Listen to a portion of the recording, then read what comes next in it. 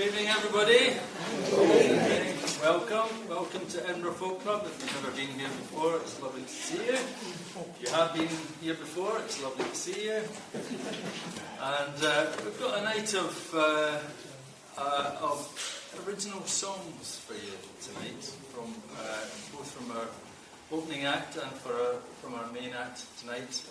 But first of all, I'm going to introduce a man whose songs you might have heard either at open mic nights or at the songwriting competition, or indeed when he opened last year for us. Please welcome Kevin McCann.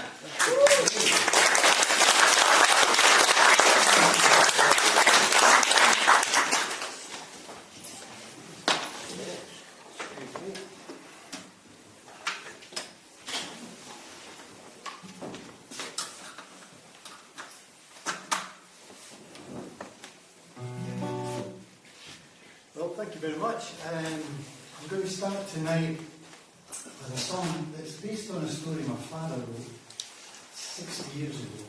And it's about football and soldiers.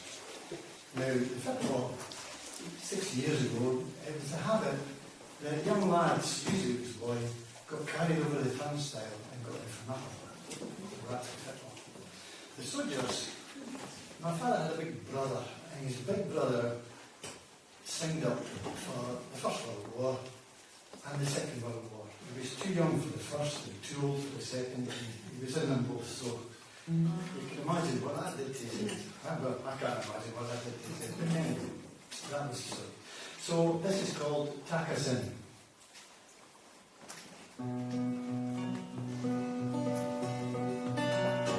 It's the day old and again, the crowds pour along. Paulus and Archie, the shovings are strong. There's blood at your elbow, and a voice light and thin comes up to you clearly. Oh, son, tack us in. You see a wee laddie, his boots are guy worn, his jacket's made of tape. His jersey's guy torn, but his face, it is open, and his mouth a white grin, and he tries once again. Oh, sir, tack us in. Your answer is no, and you hurry yourself, and the sound of his voice hits your ear like a bell, and you say to that laddie, your name of Dave? Was your father a soldier in the Highland Brigade? Laddie's smiling face, he has up his heat, and he says, aye, that's right, Mac, my father is dead. Do you think if my father had ever come home, I'd be saying to you, tack us into the game?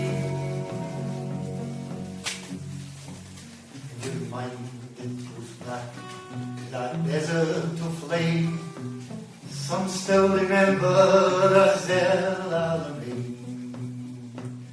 The nightmare battle, the death and the din, how you bled in the sand till my day took you in. You knew shit on style, the police says stop to the boy, and you answer right back to the call. That laddie's with me, and it would be a sin if you stopped him from seeing his favourite team win. At last you're inside, and your heart fills with joy at the thrill and the smile on the face of the boy. They race up the terraces, him and his chums turn round and look back and salute with a thumb. The men with the money, the men with the plans, you think they would die for their brothers in arms. And you wonder when life ends for them reckon will their God be waiting to take them all in?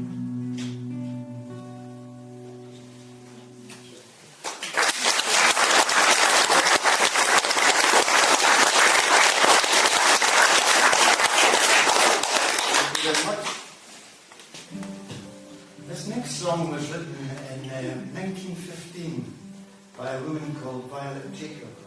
And coincidentally, her son died at the song 1 year later. But she wrote this song. She was quite an affluent woman, and she had a great love for the travelling people. Despite her background, they shared different lifestyles. But she loved the traditions and their songs and their stories. So she told this story about an old man who was travelling down in the south of England, and he feels a cold north wind in his face, and he's homesick for the north, and he comes from Angus, and he asks the wind to tell him where it's been. And this song, it was originally a poem, and then it was set to music by a man called Jim Reid from Dundee Way, around about 1958 or something.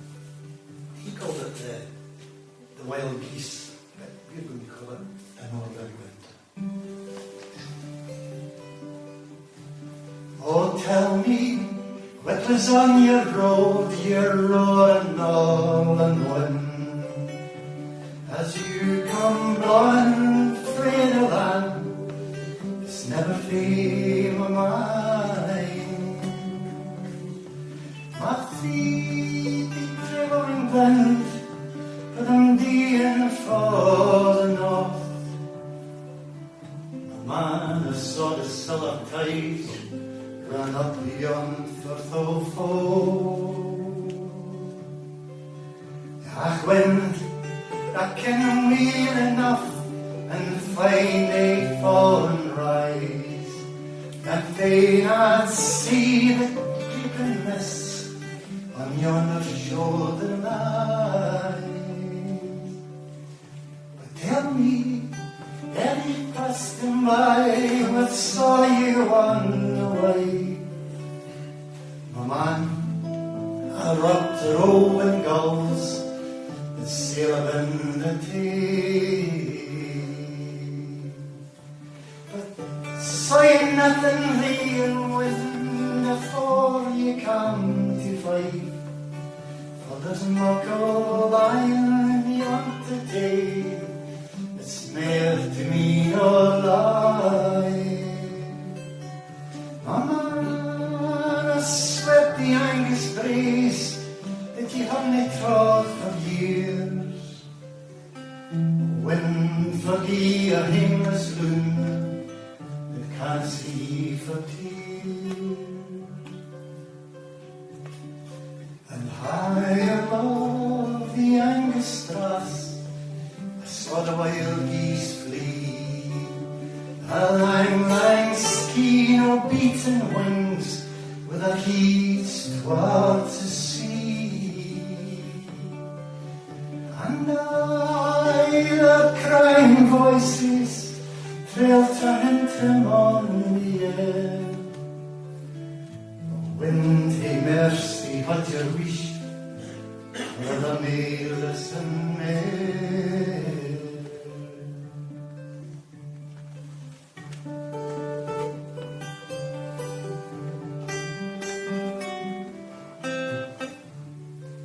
So tell me what was on your road, your roaring northern wind, as you come rolling frae the land that's never fade away.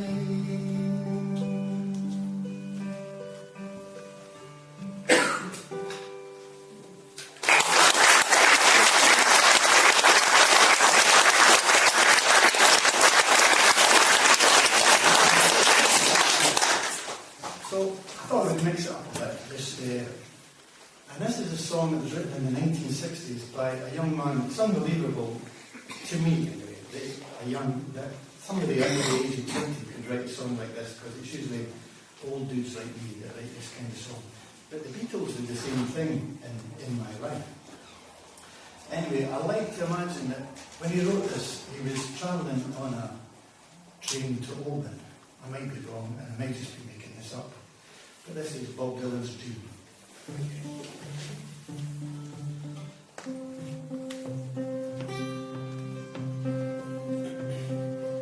When riding on the train going west, I fell asleep for to take my rest. I dreamed a dream that made me sad, concerning myself and the first few friends I had. With half them eyes I stared into that room where my friends and I spent many an afternoon, where we together weathered many a storm, laughing and joking till the early hours of morn. By the old wooden stove where our hats were hung, our tales were told and our songs were sung. We longed for nothing, we were satisfied, singing and talking about that world outside. As easy it was to tell black from white, it was all that easy to tell wrong from right. Choices were few and the thought never hid that the one road we travelled would ever shatter and split. I wish, oh I wish in vain we could sit simply in that room once again. $10,000 at the drop of a hat, I'd give it all gladly if our lives could be like that. Many years has been and gone, many a gamble has been lost and won, many a road taken by many a friend. Each and every one of them I've never seen again. While lying on train going west, fell asleep for to take my rest. I dreamed a dream that made me sad, concerning myself and the first few friends I had.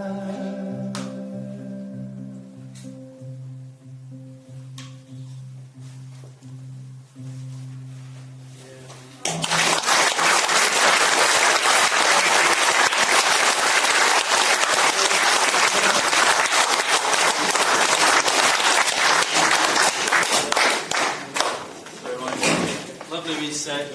Kevin McCann.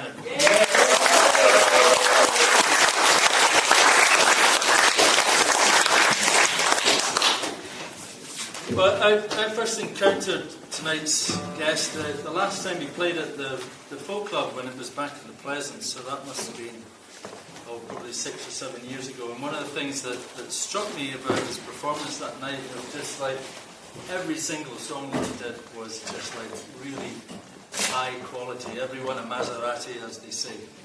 So I know that you're going to enjoy tonight's performance from Reg Meuross.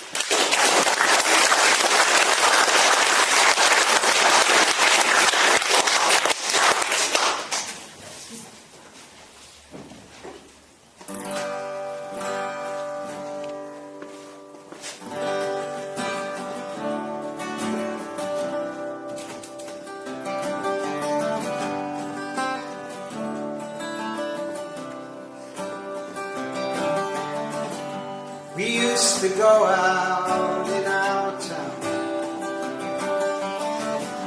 We go to the pub till the pub shut down.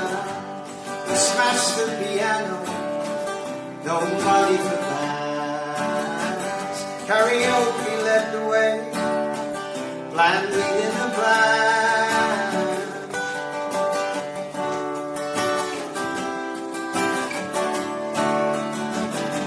We used to go out in our town. The halls are quiet now, shows don't come around. Round the bar the place was full, council paid the fee. Corporate greed with slash and burn brought our culture to its knees. What would William say if he could see England today? What would William say? What would William Morris say?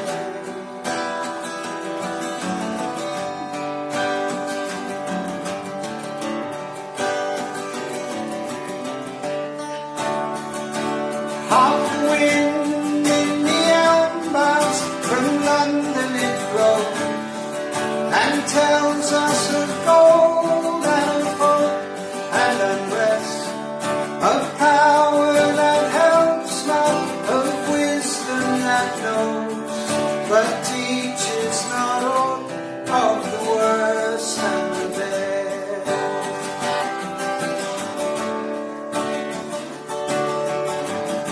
We used to see farms from our town, but now it's all a warehouse, industrial grind. Radio screens split the air, lame electric lines. Lions all spit politics with poison on their tongue. What would William say if he could see England today? What would William say? What would William Morris say? That's the chorus, by the way. But I always think if people sing that chorus on the first song, it's going to be a great gig. So no pressure. What would William say if he could see England today? What would William say? What would William Morris say?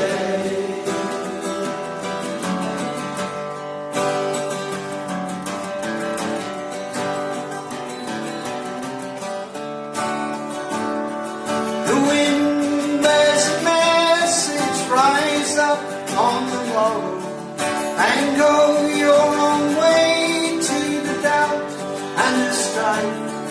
Join hope to our hope and blend sorrow with sorrow and seek for men's love in the short days of life.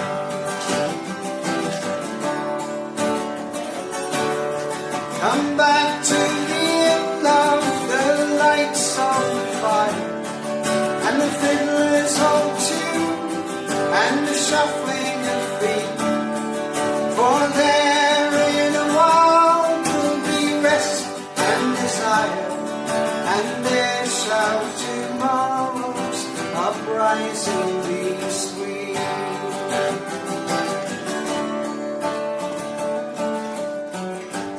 What would William say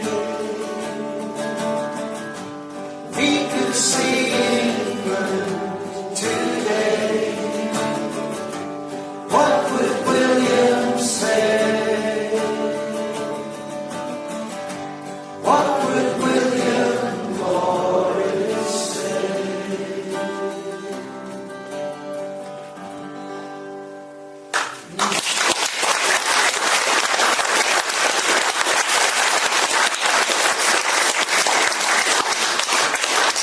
Well, that was unexpected.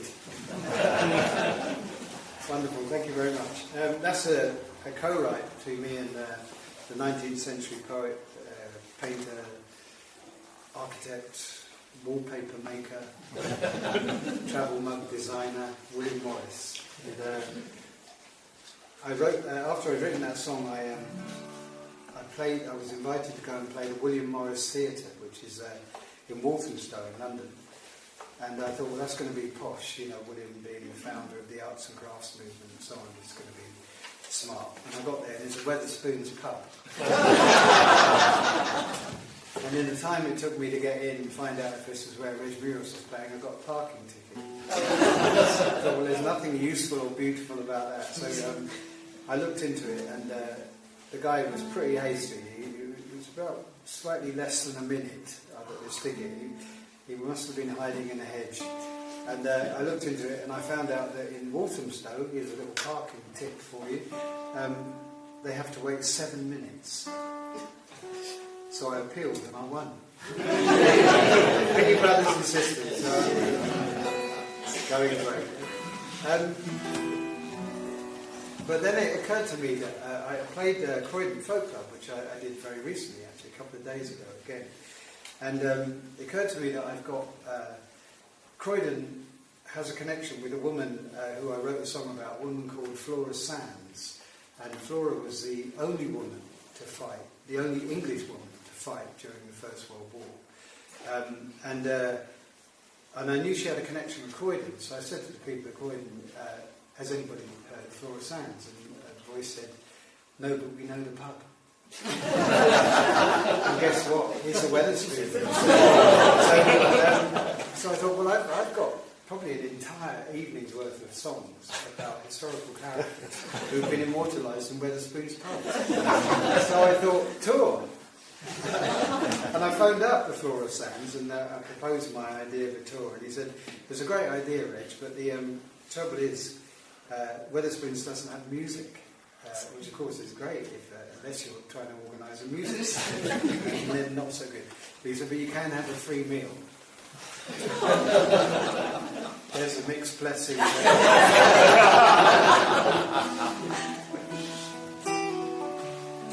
So I'll play you the ballad of Flora Sands, and as I said, she was an English woman who really wanted to fight men, by the looks of it, and she pretty much learned everything that was necessary to become a soldier, and then she joined the Serbian army, the North Albanian army, because they had this, as far as I know, they still have this thing where it's called the Oath of the Sworn Virgin, and it enables women to do men's work. In this case, become a soldier and kill people. So Flora took the oath and as a nurse, and then she became a soldier and rose to the rank of captain and was a very successful soldier.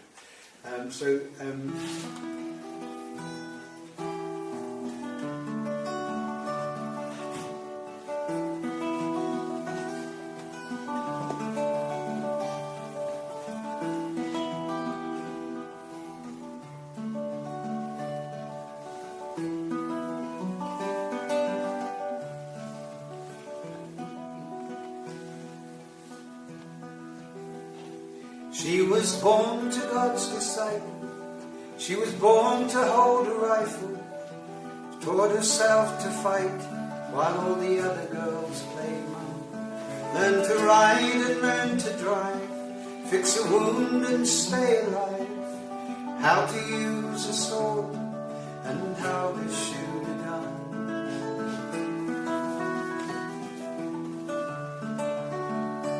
When the war broke in the east, she begged her father to release her to a frontline nurses station in North Albania. He said women are created to give life and men to take it. So care for and repair them and remember who you are. She strapped a soldier's tunic round her charm. She said, let the girls bear armies, I'll bear arms. Flora Sands wasn't born a fighting man, but God help the man who finds himself at war with Flora Sands. Flora Sands.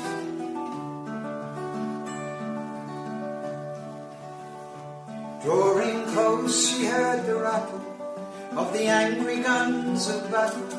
She begged her captain free her to the raging heart of war. He said, there is a way, but you must swear an oath today. You must love no man completely. Give your body to your country and wear the clothes that other soldiers wore. And Flora smiled sweetly and she swore. Flora Sands wasn't born a fighting man, but God help Flora Sands. Flora Sands. She fought hand to hand with men, winning time and time again, till an enemy grenade cut her down, cut her down. She was honoured and promoted, for her injuries deported. The doctors tried to lead her to a woman's life again. She said, I never came this far to lose, and I will be a woman when I choose. Flora Sands wasn't born a fighting man, but God help a man who finds himself at war with Flora Sands. Flora Sands. She died at home among the flowers, in the quiet English hours. The soft hands of a woman lie still upon her breast, hands that killed and mutilated, like content and compensated. It was a woman that they buried, and a woman laid to rest. And as she breathed her last, she felt the joy, remembering when she was a boy. Flora Sands wasn't born a fighting man, but God help the man who finds himself at war with Flora Sands. Flora Sands. Flora Sands.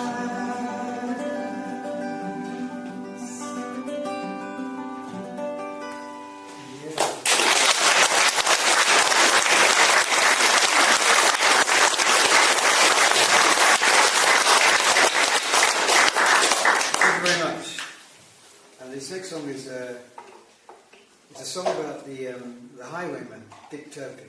And I wrote this after I played a pub in Essex called the Bluebell Inn.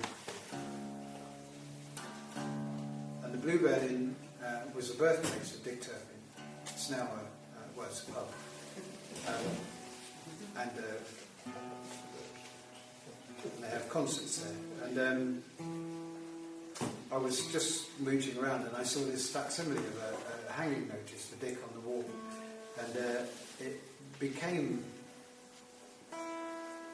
obvious very quickly that Dick wasn't the gallant, dashing, romantic hero of legend. In fact, he's described on the poster as being barely 5 feet tall, heavily pockmarked and constantly drunk. Mind you of anybody? And so the landlord said, why don't you write the true story of Dick Turpin? So, because there are several songs, Ewan McCall wrote Turpin Hero, Woody Guthrie, who should have known better, wrote Unwelcome Guest, which celebrates Dick as a kind of Robin Hood character. He was nothing of the sort, he was a nasty piece of work. So I wrote this song, it's called Lizzie Loved the Highwayman. as far as I know, I took the information from the gallows notes, so as far as I know this is a truest account. However, there's just one bit part of the story, which is Dick's ride to York. Dick was killed a policeman in Epping Forest in London, where his gang hung out, and then apparently rode a distance of 200 miles from Epping to York overnight. Legend is a great thing. Stretches the truth. Probably not. There was at the time another highwayman called Swift Jack, rather appropriately, who rode a distance of 16 miles in the night. So maybe the stories kind of got mixed up. But rather than spoil a good story with the truth, Black Bess stays. There's also reference to the fustian coat, which I had no idea what a fustian coat was, but I kind of like the sound of it. Because at the end of Dick's life, he was arrested, obviously, and he was held in York jail. And it quickly became clear to him that he wasn't going to get off. He was basically going to be hanged. So what the authorities, they came up with this idea, because he was so notorious, they came up with this idea of charging people to come and visit Dick.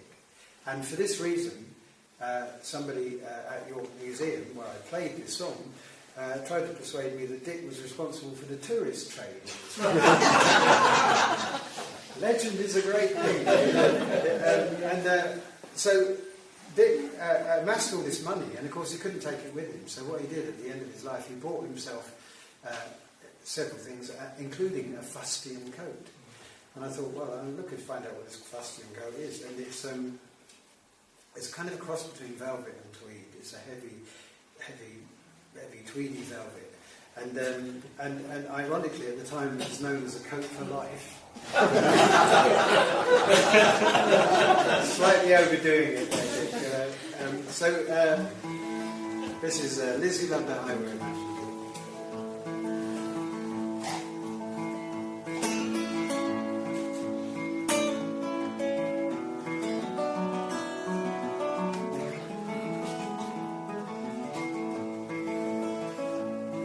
Poor Lizzie loved a highwayman. She gave him all the young girl can, and in return he gave her widowhood. From the bell at Hampstead born to trade, butcher's axe and a butcher's blade, and his childhood bride the picture made complete. Lizzie's mother understood that boy would come to nothing good. An apprenticeship in bone and blood won't lead my girl to motherhood. But didn't he look fine in church today? In his buckled boots and his fustian coat and his feathers blue and grey. Young Richard joined the Gregories. On her 6 boys, the lowest thieves, they robbed both rich and poor for greed and gain. They broke into their homes at night, regardless of their means or might.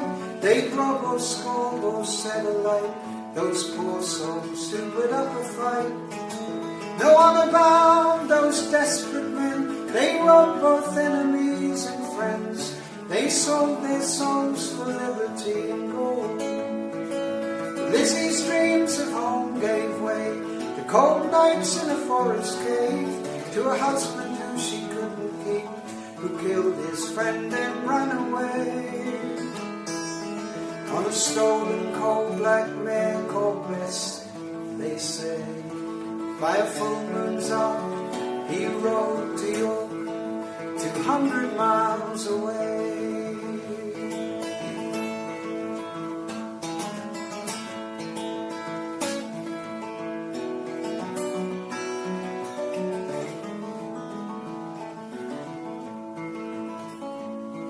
With a bounty high he changed his name.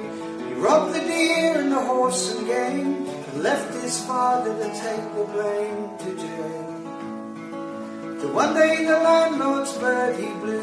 The landlord cried, Dick, I know you. And And again the drunk his pistol drew, saying, let me charge and I'll shoot you too. From his prison cell he sent a note to his brother, and inside he wrote, fine men who stand good witness to my name. He wouldn't pay the postage due. The letter fell to one who knew the writing of the one whose fame had brought the Turpin house to shame.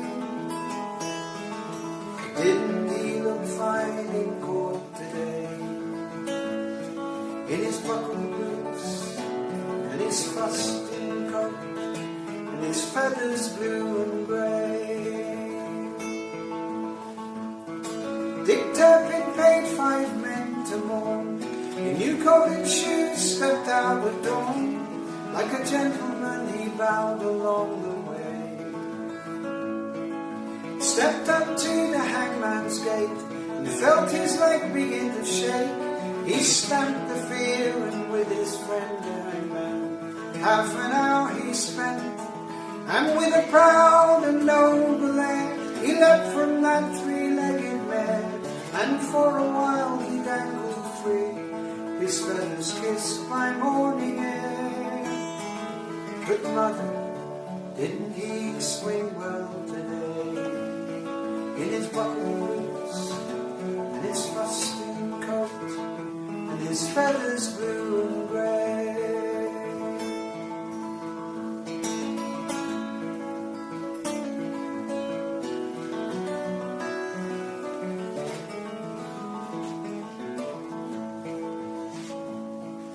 They buried Turpin's body deep, but when the town was fast asleep, the body snatchers stole his corpse away.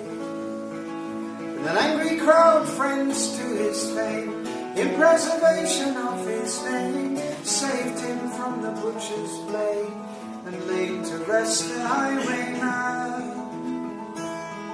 They gave his ring and handsome clothes away, and another woman's tears fell on his feathers blue and grey. Poor Lizzie loved a highwayman.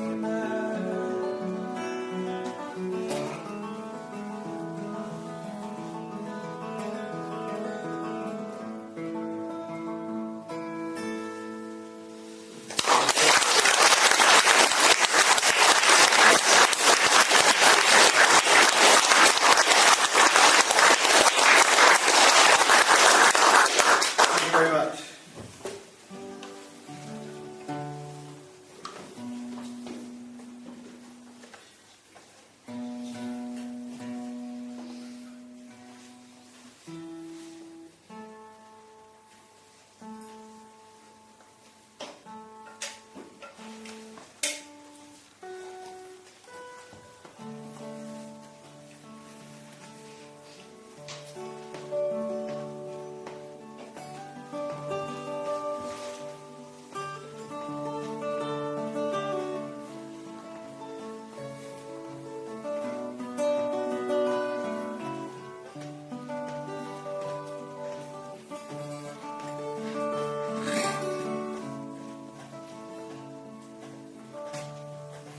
If you love me, let me know.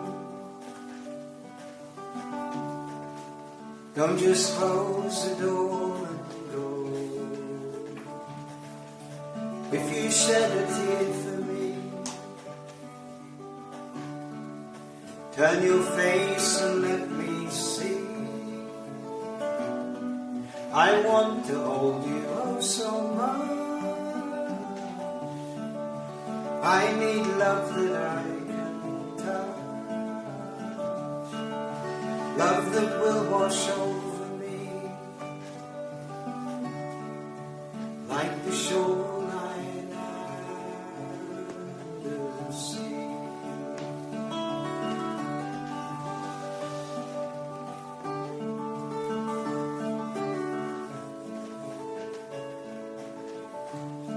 I knew a man who lived alone. I met him by my fireside. stared into the flame and moan. I can't recall when last I cried. I used to have a lover once. She used to come and go with me. We were happy in the dance, like the shoreline and the sea.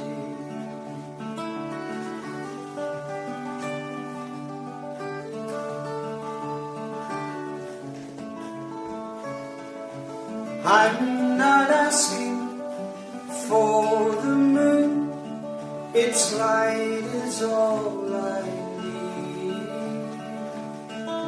And I'm not asking for the sun, just let it shine on me.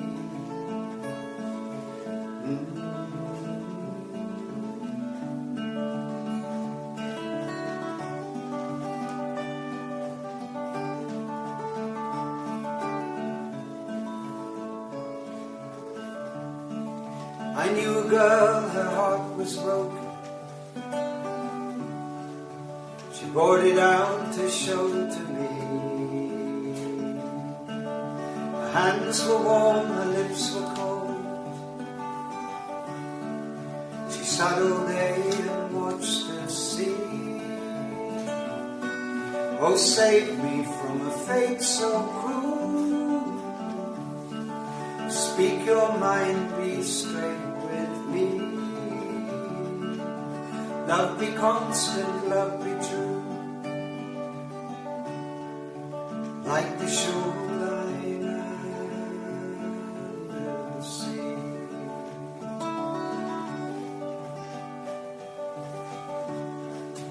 Like the shoreline and the sea.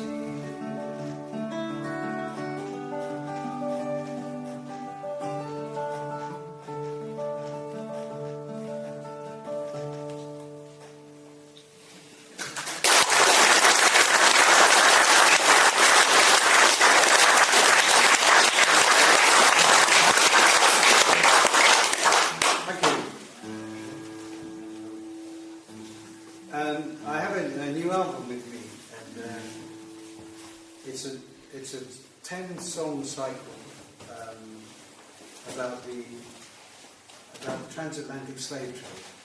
It's called "Stolen from God," and I've of course it's a massive story and a worldwide story, and of course it's still going on now. The way I decided I could possibly tell this story was to tell it from the point of view of somebody who lives in the West Country. I live in Somerset, and I realised that the very first commercial slave ship sailed from Plymouth in 1562, and the first town to petition for abolition was Bridgewater in Somerset. So this kind of contained the story for me, and it made it possible for me to tell it, I think.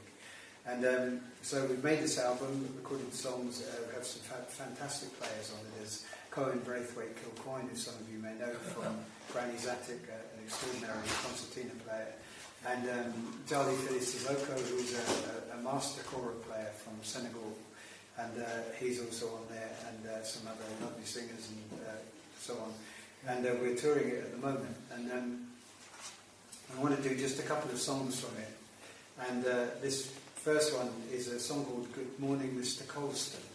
And you may have heard of Edwin Colston, if not before March 2020, probably since his statue was very unceremoniously pushed into Bristol Harbour by Black Lives Matter activists. And the reason for this was because Colston's been celebrated in the city of Bristol for hundreds of years for his philanthropy. He was a great philanthropist. He left millions to the city of Bristol, and consequently there were hall, theatre, Colston Hall, streets, almshouses, schools and so on, all named after Colston, this great hero. What the council refused to tell us, in spite of great pressure, was that Colston was also an official of the Royal African Company, which is a company that it basically established, defined and maintained the slave trade in this country for 11 years. So Colston was responsible probably for over 100,000 transports, 25,000 of whom died in transit. So he was very culpable and responsible. And I found out that in spite of that, the statue going into the water, the council still haven't changed the writing on the plaque. It still celebrates Colston. And I looked, when I was doing the research and I was doing the booklet, I looked up to see if it had been changed, and there was an image of a new plaque on the statue, and I thought, great, they've done it. Turned out it was photoshopped, and it isn't on it at all. So I have no idea why. It'd be interesting to know why. Well, actually, I do have an idea why, but I probably shouldn't voice it here.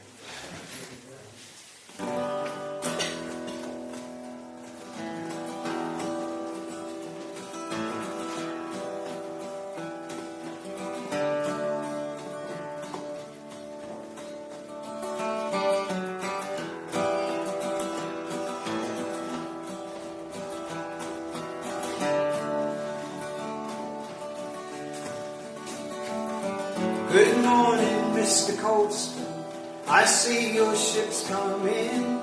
Will you pay $100 for a torn and ragged skin?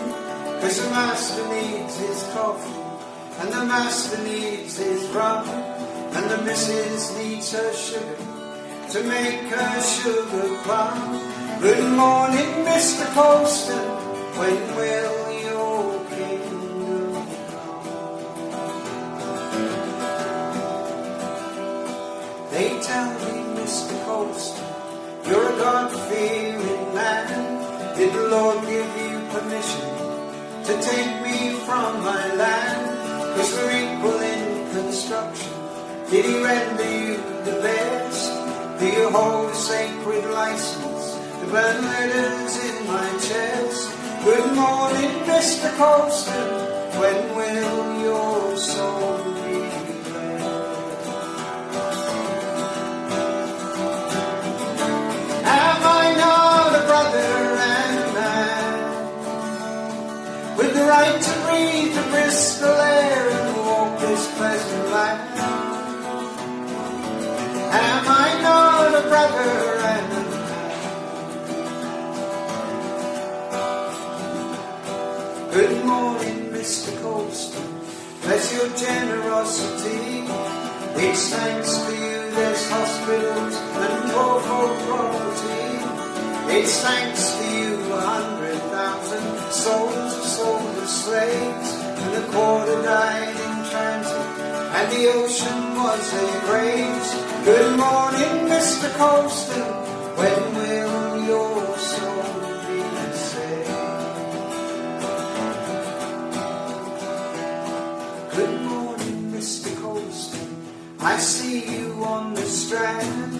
Beneath your arm the manifest, your Bible in your hand. Your sugar from Barbados, your coffee from Brazil. For each white child you educate, another black child killed.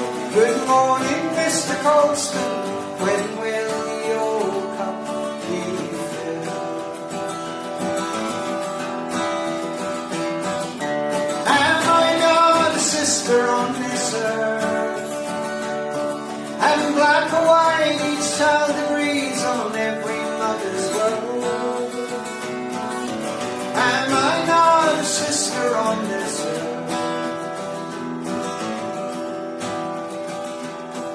Good morning, Mr. Colston. Your philanthropy is plain. There's hardly hall or street or school that doesn't bear your name.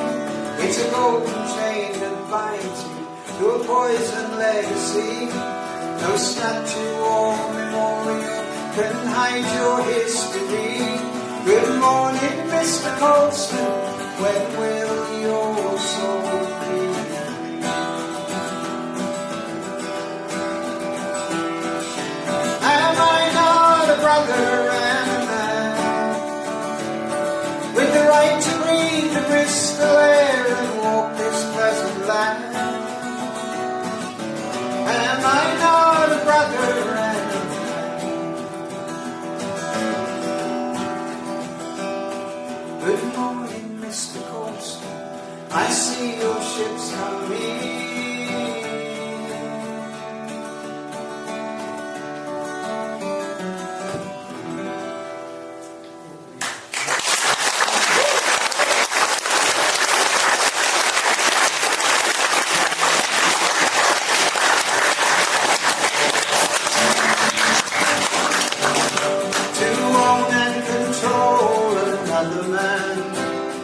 requires unusual skill to be prepared to go beyond, to be prepared to kill, to brutalize, dehumanize, to rule with fear and pain, to own and control another man.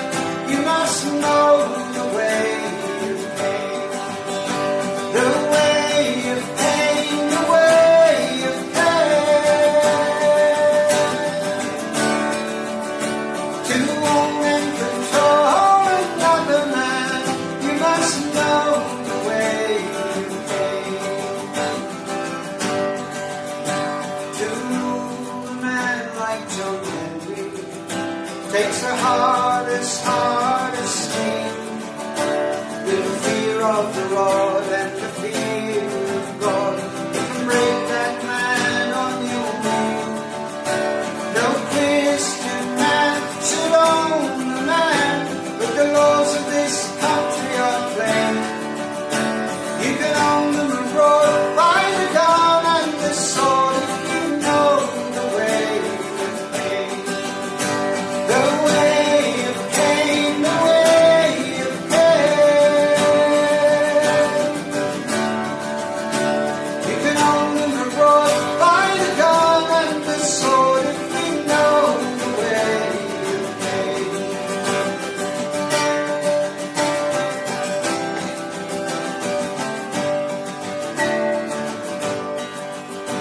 You can chain a man like an animal, but you can't put the iron on his soul. With the fear of the rod and the fear of God, you can bring that man to your goal. To the eyes of you good Christian women and men, such brutal extremes must seem restrained. But there's fortunes at stake for his spirit to break. You must know the way of pain. The way of pain, the way of pain. With your fortunes at stake for his spirit to break, you must know the way of pain. The way of pain, the way of pain. With your fortunes at stake for his spirit to break, you must know the way of pain.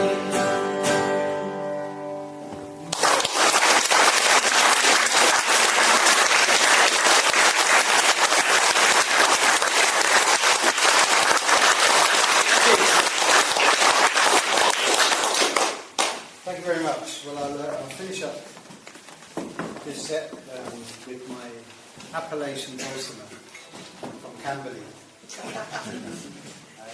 I had this made for me when I was very young. I lived in a village called Yateley, which is about 30 miles west of London, southwest of London. And me and my mate Dave, we used to hitchhike every weekend up to London to go to the concerts at the Albert Hall and the Royal Festival Hall. They had a series of rock concerts at these two venues, and on this occasion we went up to see Joni Mitchell premiere her Blue album. And so we hitched up there. You know what? Probably a 30-minute drive, took us about 5 hours, and by the time we got there it sold out.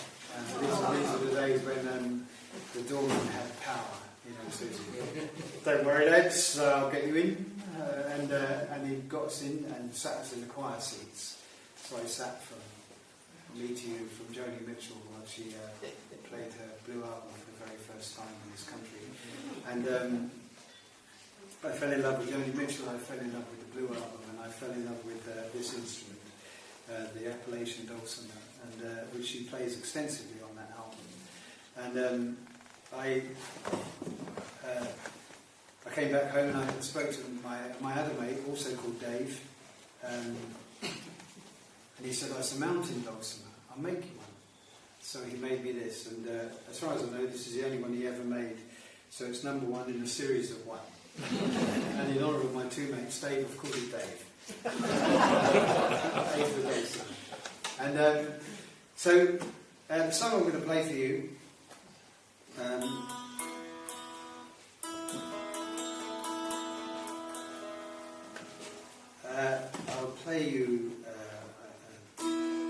I'll play a song from another song cycle that I wrote back in 2018, and it's the story of the triple trawler disaster in Hull in 1968, or out of Hull, up in the ocean, and in which 58 men lost their lives in 3 trawlers that went down in the space of just over a week.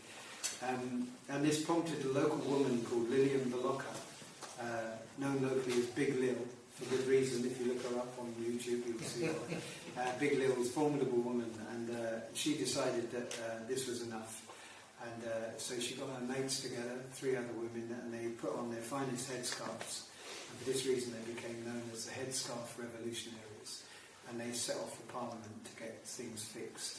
And they managed to get 50 new regulations installed. It became known as the greatest act of civil disobedience of the 20th century, and it subsequently saved thousands of lives. So the women weren't allowed on the boats. That was very taboo. It was very much a man's job, and so the women worked the fish houses. In fact, Lil would go down on a sailing day and call up to the boys on the deck and say, do you have a radio operator on board? This was one of the new laws. They had to carry a radio operator. And if the answer was no, Lil would climb up onto the boat, at which point men would jump off. Rather than be on the boat with a woman on the boat, they would literally jump off the boat. So it was a great deterrent. Lil. You see film of her being taken away by 2 policemen. It's quite impressive. And so the women worked fish houses, and they called themselves the fish house women. So you'll have to suspend your disbelief for a moment while I sing I Am a Fish House Woman.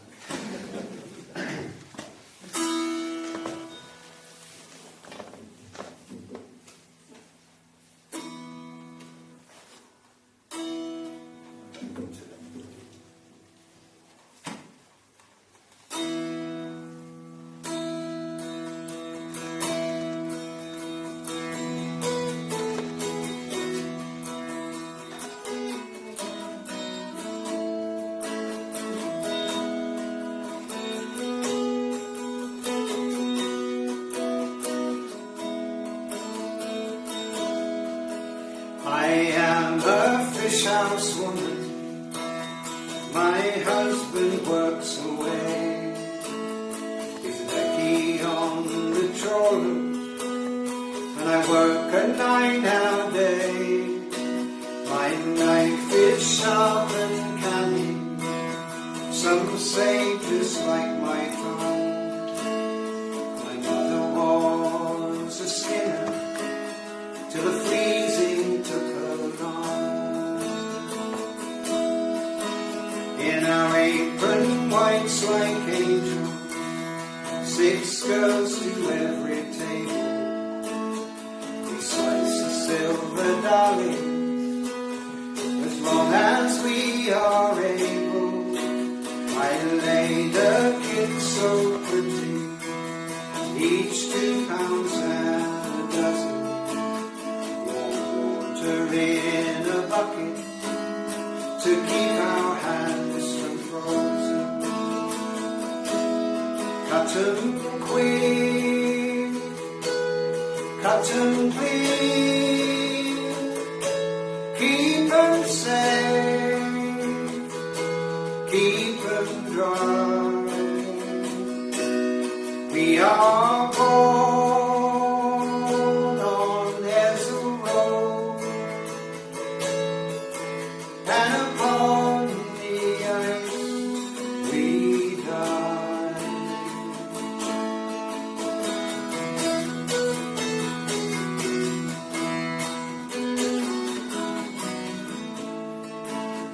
You'll never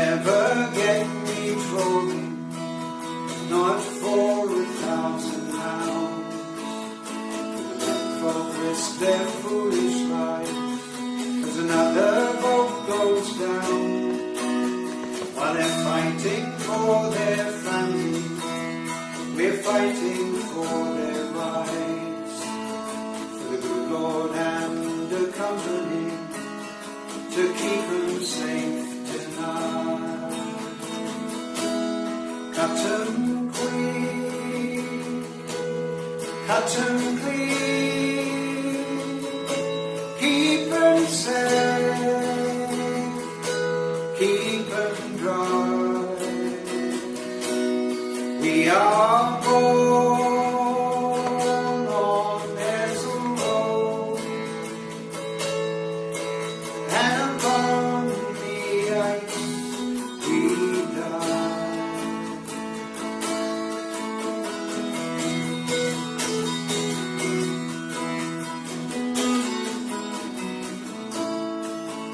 With a warm coat wrapped around me, to keep my bones from shaking, in a fellowship of sisters, to keep our hearts from breaking.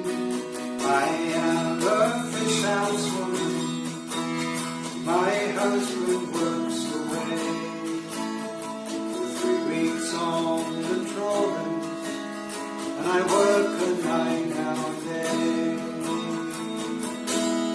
Cut 'em cut 'em clean, keep 'em safe, keep 'em dry. We are born on Ezel Road, and upon the ice we die. Cut 'em clean, cut 'em clean, keep 'em safe, keep 'em dry. We are born on Ezel Road, and upon the ice we die. I am a fish house woman, my husband works away.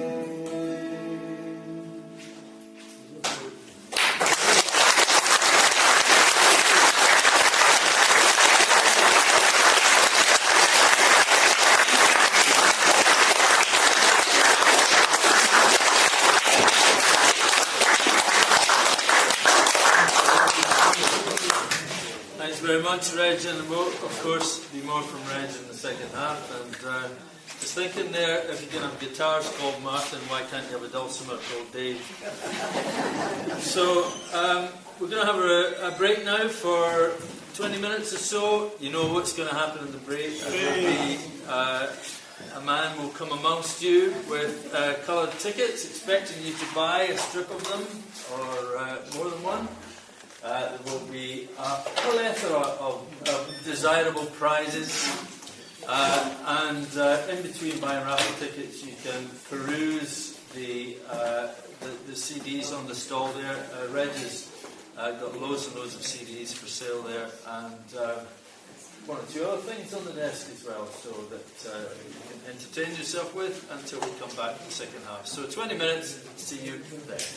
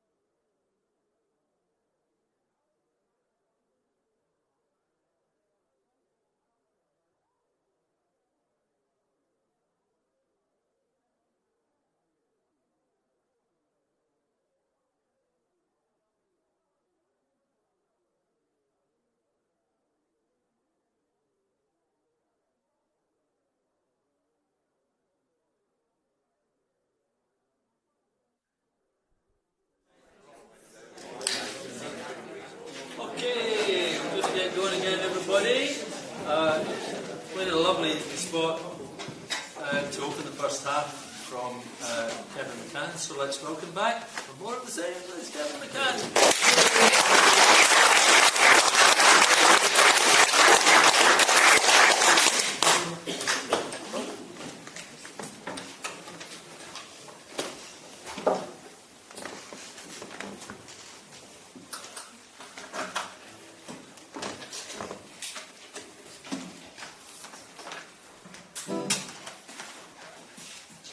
Thank you.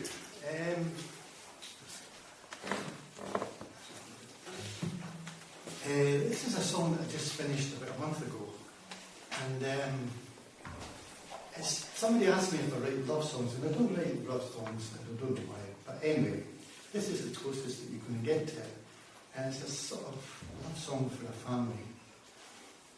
And my wife and I, every couple of weeks, we go down the Esk to Inverness, and we walk along the River Esk. And one time we were down at the mouth of the Esk, and we saw all these people taking photographs of us on the other side of the river. And then it transpired, great big lenses, it transpired, we looked over the wall, and a kingfisher went. Oh, okay.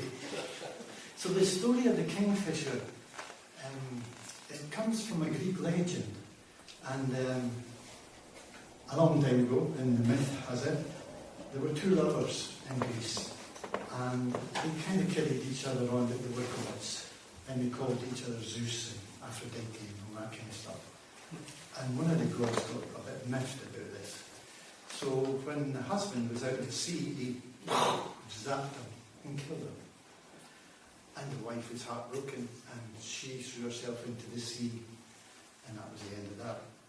And the rest of the gods, they found out about this, and they thought, oh, this was bad, we better do something about this. So they created the kingfisher. And the kingfisher in Greek is called Alcedon. And the kingfisher in the eastern Mediterranean, it builds its nest out of the sea, out of fish bones.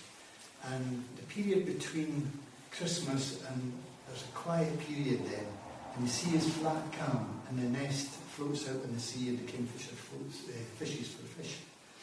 And we in this country call those days the halcyon days. So that's where it comes from. So this song is called Halcyon Days, and it's the Kingfisher song.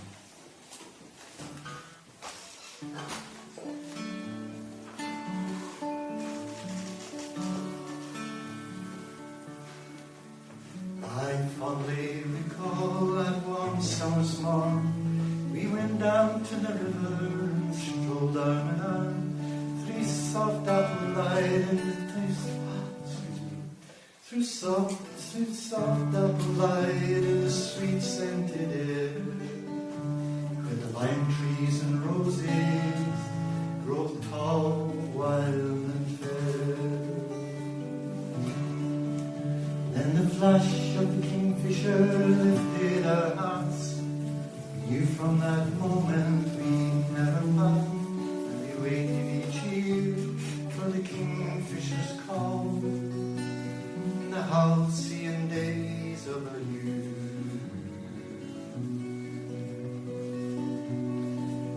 Several years had gone by. We were blessed with two boys. They were happy and healthy, jumping with joy.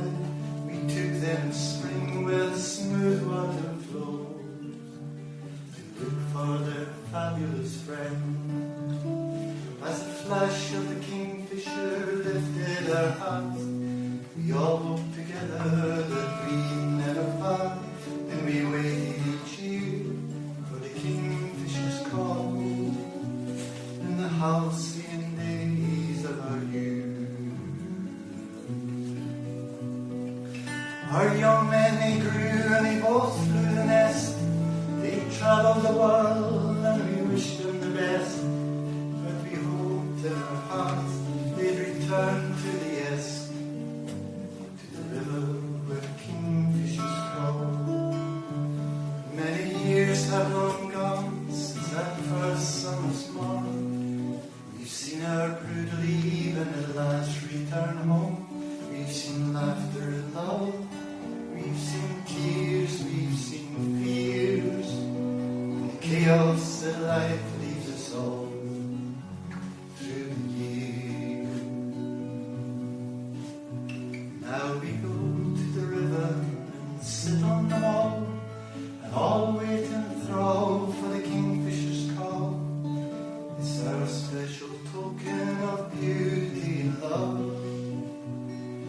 It's lasted through halcyon days, left us with halcyon days, the memory of halcyon days.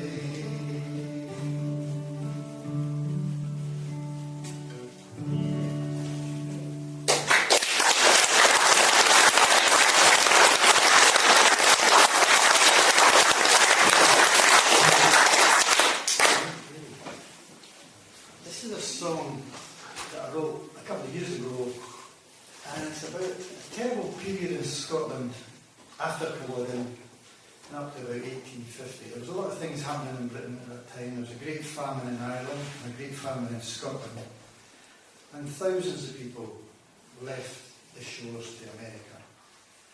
It was, and in lots of cases it was avoidable, and in lots of cases it was deliberate policy. But anyway, so this song is called The Clearers. Excuse me.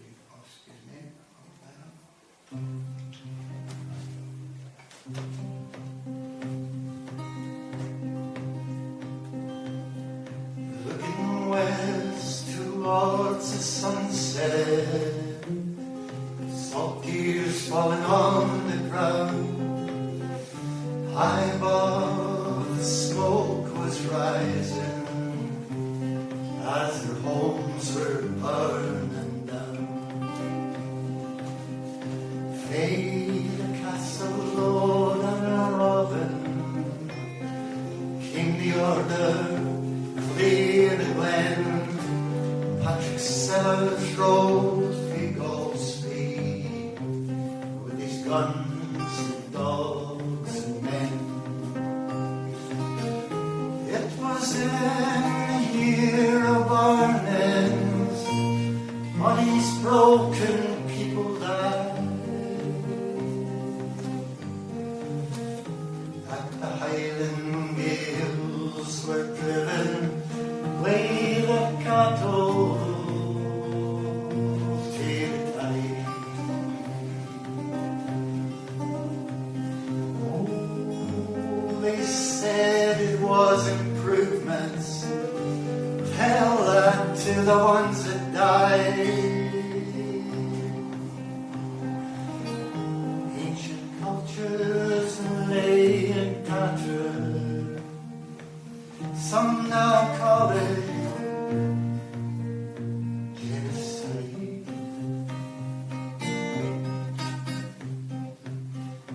Thousands sailed across the ocean to lands where native peoples live. There the cycle was repeated. Men with guns, they killed and killed. Killed the ones who'd welcome strangers that had landed on their shores. For 600 years they murdered, raped and pillaged ground. Stolen people, stolen treasures, greed is good, their mantra told. Did they think the gates of heaven opened magically? We know.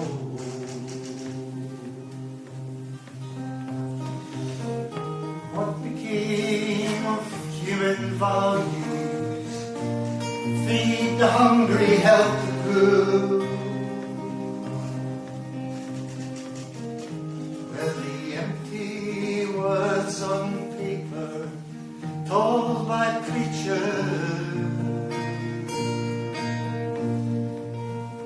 of the Lord. Still the world keeps on turning, spinning silently in space. If we keep on with our madness, we will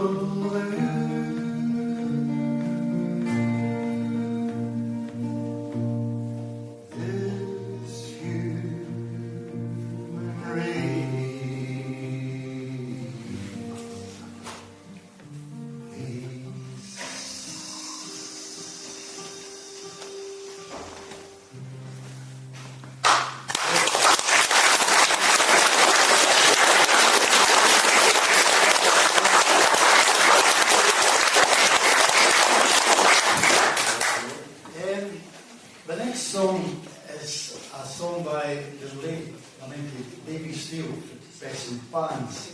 He was a great musician and singer-songwriter. And he wrote this song way before the referendum in 2014. So I've kind of brought it updated a bit to more represent the things that are going on at the present time. There it is. Right. It's called Scotland Yet.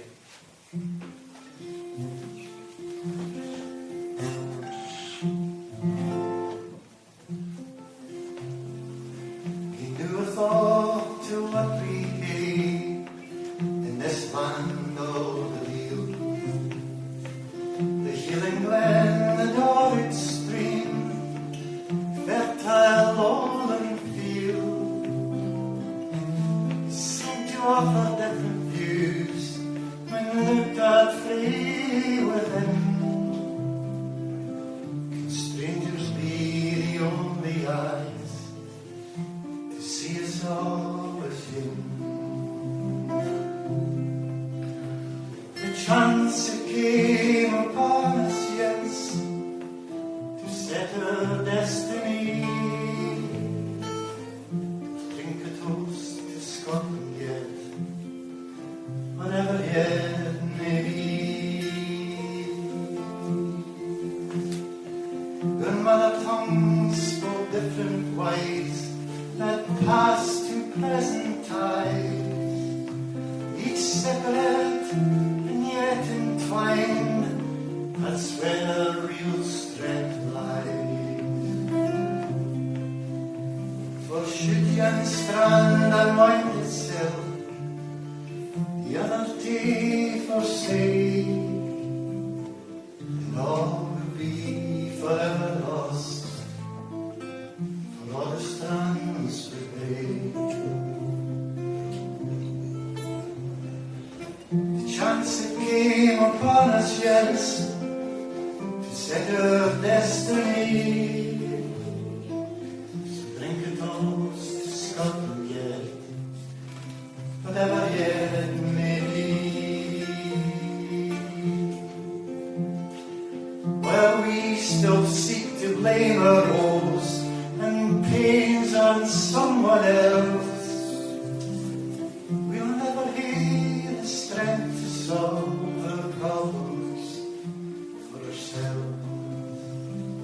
In truth, we fought each other mere, all endless way the past, and all together we can choose to sort ourselves at last. And should the chance arise again to shape our destiny, drink a toast to Scotland yet, whatever yet may be. And should the chance arise again to shape our destiny, we'll drink a toast to Scotland yet, whatever yet may be.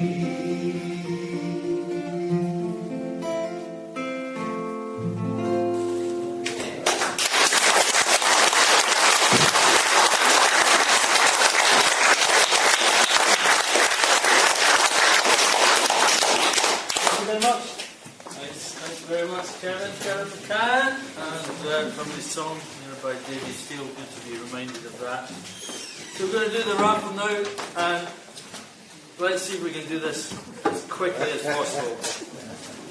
What we got for prizes? We've got this box. It's called a lucky box, and nobody knows what's inside it.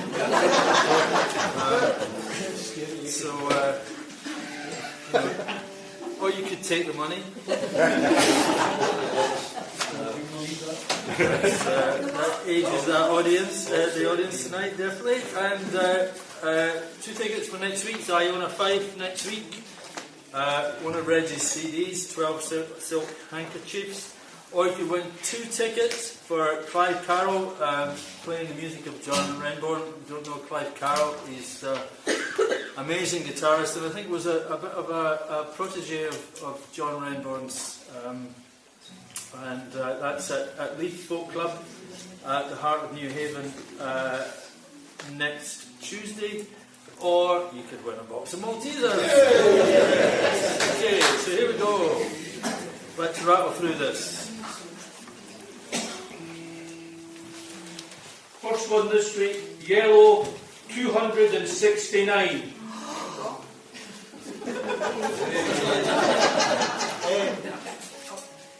Could it go to concert? The next week? Yeah. Lovely. Okay, surely. Next one, pink 67. We've got all the tickets.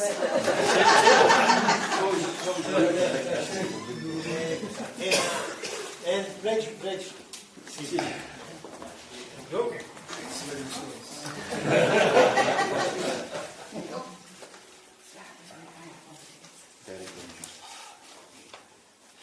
Blue. Actually, you pick two there. Oh, it's okay.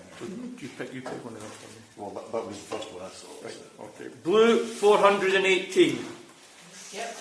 Yeah, hopefully.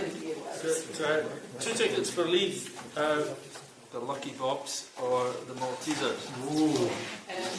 Drum roll.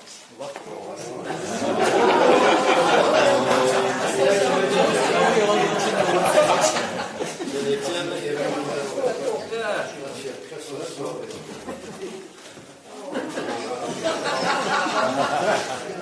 Not a check for £5,000.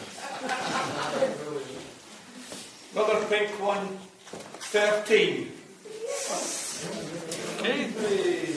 Would you like two tickets for Leith or? You've got to. You better have them all. And then finally, two tickets for Craig Carroll. Plays the music of John Renbourn. Last one is pink 31. Yes. Okay, well done everybody in the front row.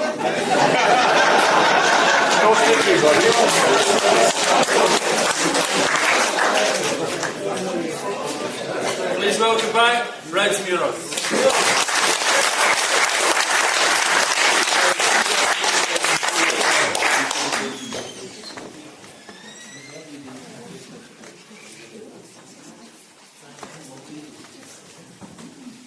Trouble with going on after a raffle, you're playing to 90% disappointed people. I remember doing a gig in Aberdeen, and they had the kind of raffle table, and in the middle of it all was this electric green object, and it was really glowed in the dark. It was extraordinary, and it turned out it was a broccoli. It was the most beautiful broccoli I've ever seen in my life. It was just perfect, and I was all playing, saying, I really want that. And the guy who won, there's about 20 objects, and the guy who won chose the broccoli. And I was devastated. And I was so upset they went and got another one.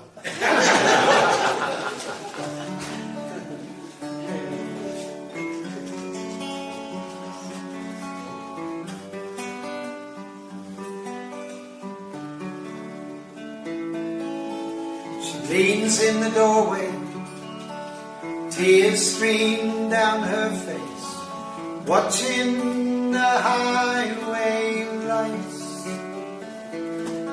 And the man who upset her, well, she knows he'll forget her, and those all too few and tender nights. And the guard on the beat crosses over the street, and he asks her if she is okay. She says, I'm tired of hardening with walls all around me, and I'm looking for Johnny May. He asks her for coffee. She says, you mean coffee? He smiles and he points down the street. The soft moonlight glistens, sad-eyed she listens. Did she just hear her heart skip a beat? They sit over coffee, he talks to her softly in a strong and a vulnerable way. She looks in his eyes, she thinks that's some disguise. I was looking for Johnny Ray,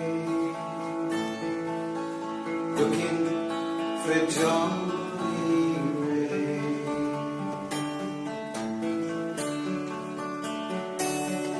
All I want is a guy who's not too tough to cry, who'll stay up when the nights are too long.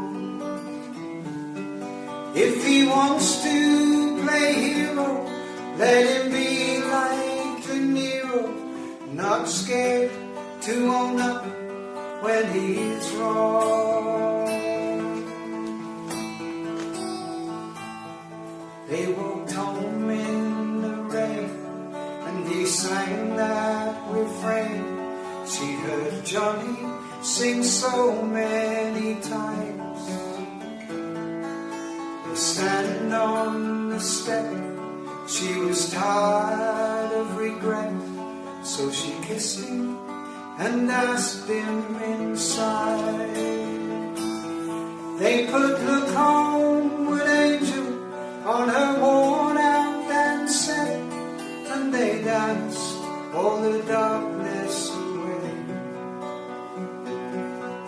She looked in his eyes, and when he asked her why, she said, "I'm looking for Johnny Ray,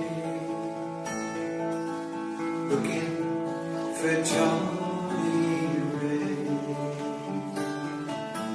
looking for Johnny Ray,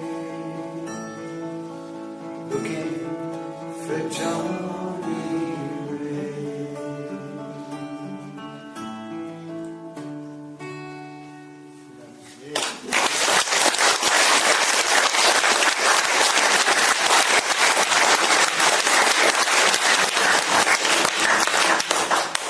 Thank you very much. This next song is a song I wrote. I was in Germany. I was making a record in Germany, and I was staying in a hotel there, very close to the studio.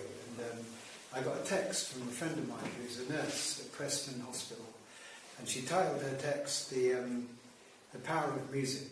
The reason being that she'd arrived at work to find that the hospital had declared a state of emergency, despite the fact that on her way into work, radio announcer said there was no hospitals in this country under a state of emergency. So she decided she would just get on with her very, very difficult work, and she put her headphones in, hence the title "The Power of Music."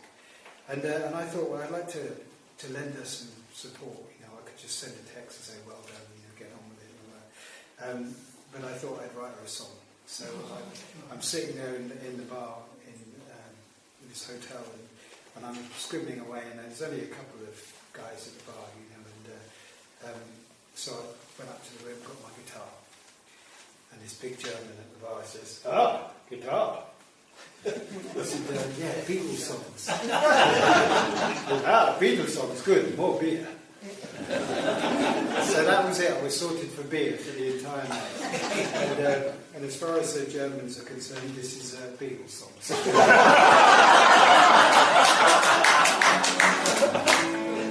Don't you? Well, there's no German here.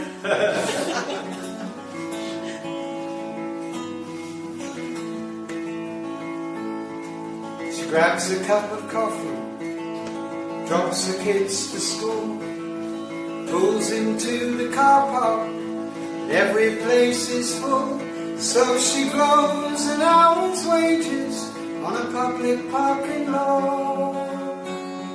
That's another little piece of her. The government is gone.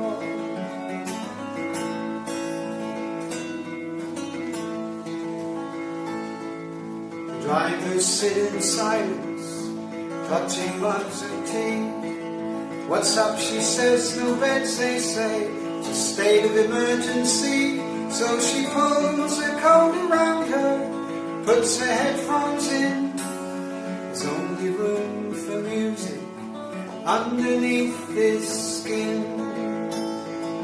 She's the queen of soul, the diva of distress. Compassion makes her whole. She's an angel in a blue, blue dress.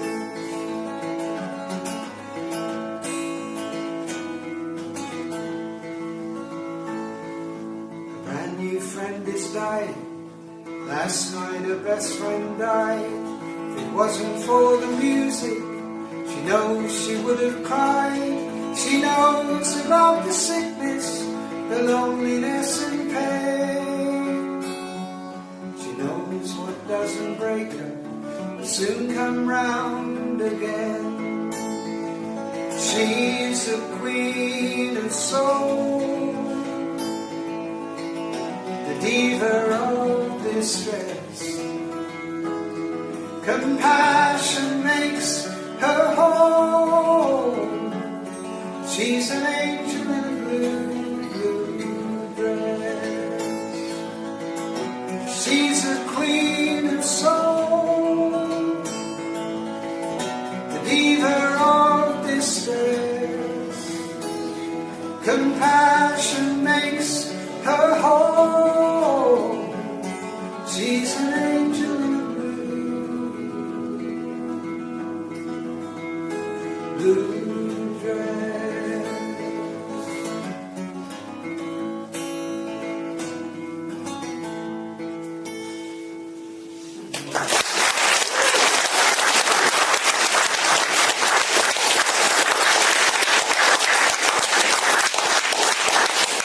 Thank you very much.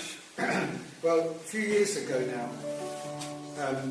I discovered this thing called the National Rural Touring Forum, and it was an Arts Council funded initiative designed to bring otherwise unaffordable entertainment to the villages. And at the time I was working with a guy called Hank Manford, who's an English country singer. And Hank had an album out at that time called Best Foot Forward, and the cover of the album was a portrait of Hank in his cowboy gear, cowboy hat, etc., cowboy boots, playing a ukulele, sat on a horse up in the mountains, like you do. And I thought, well, that's a great on-the-road image, you know. So I photoshopped myself onto the back of the horse with a nice red cowboy shirt, playing a banjo. And we showed this sort of doctored image to the artist who painted the original portrait, and he said, "I like that. I'll do you a banner.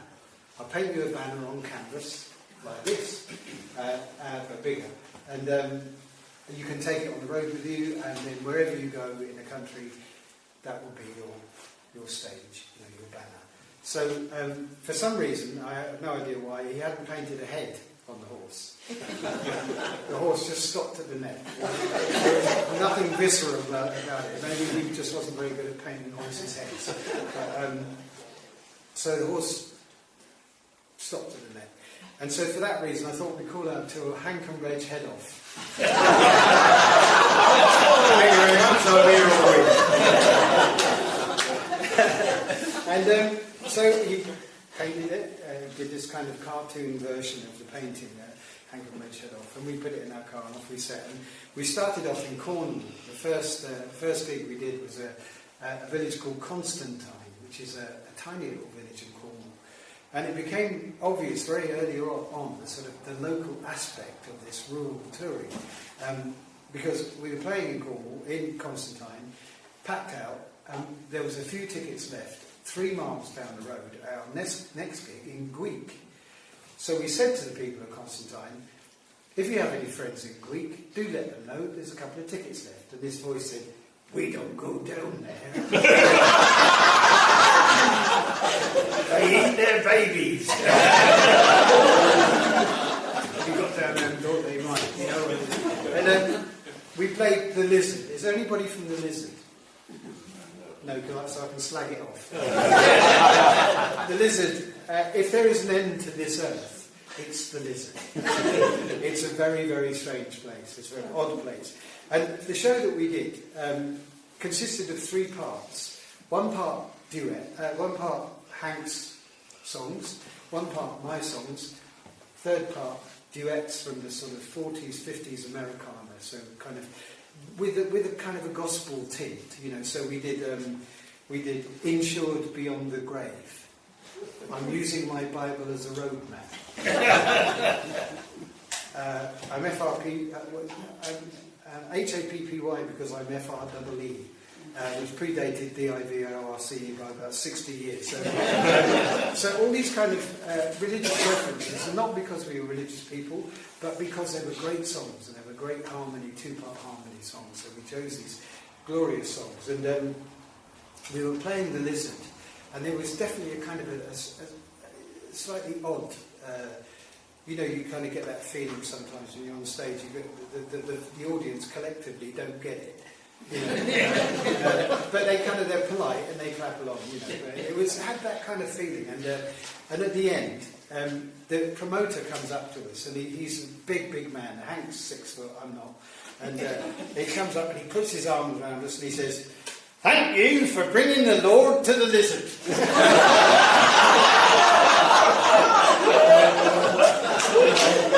Not a phrase you hear every day.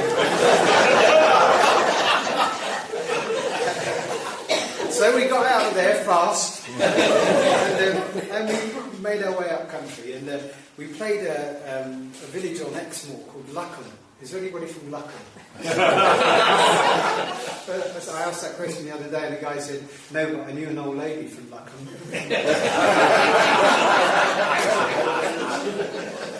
I'm not going to tell you my version. I'm far too polite. So Luckham Village Hall, we drove past it 3 times. We thought, do they know who we are? This is clearly a public toilet. Tiny little place. And but that was our gig. So we took our PA in, took it back out again, won't be needing that. And we're whiling away the afternoon, and this typical Exmoor farmer comes in his little tweed cap and his wellies, and he did "Ardoon," and we go "Ardoon," and then he goes and he disappears through a little side door, and after a moment we hear a chain flush. Luckham Village Hall was a public toilet.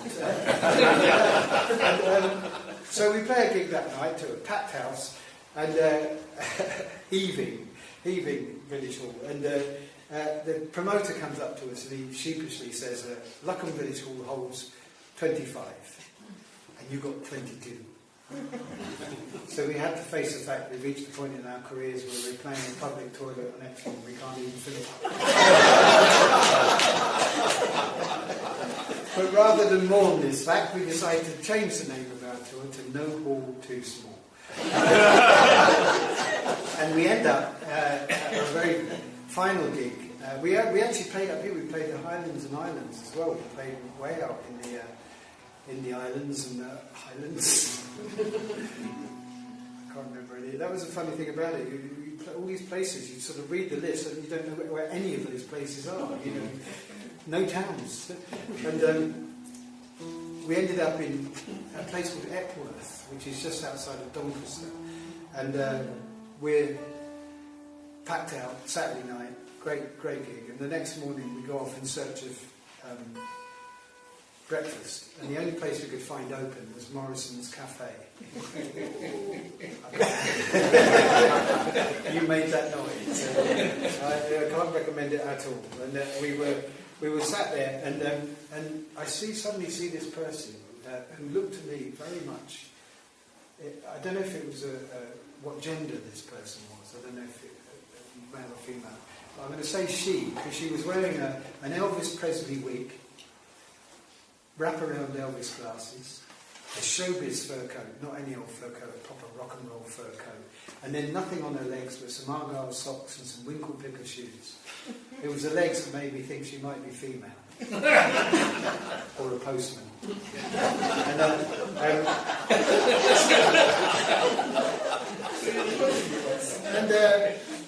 And she comes over and I said, Hank, it's Elvis. He's alive and in drag and having lunch at Morrison's Cafe. And he comes and sits down and Hank's taking pictures under the table. And then I see this other person who looked very much like Phil Oakes, the 1960s contemporary of Bob Dylan's political activist, poet, singer-songwriter, great singer-songwriter. And he had the same sort of haunted poet that Phil had. And he had this kind of straggly hair, little goatee beard. And he looked about the age Phil would have been had he not died in the 70s. And he was wearing a corduroy suit, the kind that you don't see these days, but might have been just the thing back in Greenwich Village in the early 60s. And he comes over and I said, Hank, it's Phil Oakes, he's alive and having lunch with Elvis. This is absolutely true. And they sat there, and I carried this title around in my head for quite a long time. And then eventually I wrote the song down. So this is the song, and it's called Phil Oakes and Elvis Eating Lunch in Morrison's Cafe. There's a songwriting tip for you. So it has a bit of a chorus. If you're familiar with Phil's oeuvre, you'll know that his big hit was There But For Fortune. So when that line comes up, what follows is a chorus. So do pay attention, and then we'll all sing it together.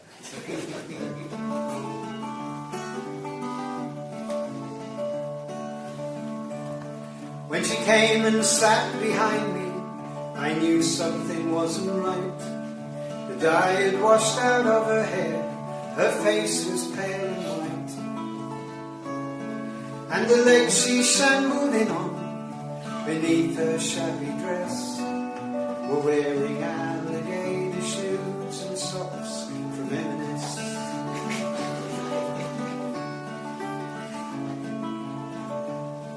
A man sat down beside her, he looked familiar too, like a Greenwich Village poet, circa 1962. Dressed from head to toe in corduroy, wayfarers on his head, ignoring one another just like both of them were dead.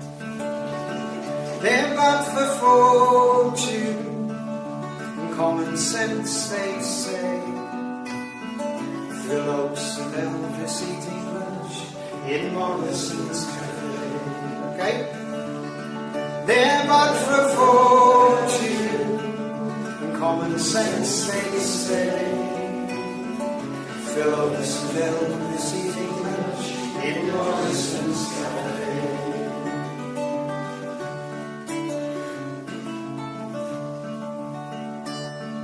In a wrap-around dark glasses, with the light adjusting lens, she was hiding more than tired eyes from onlookers and friends. There was something in those fingers that worked the forks and knives, as if they once worked magic in other people's lives. They're but for fortune and common sense, they say. Phil Oakes and Elvis eating lunch in Morrison's Cafe.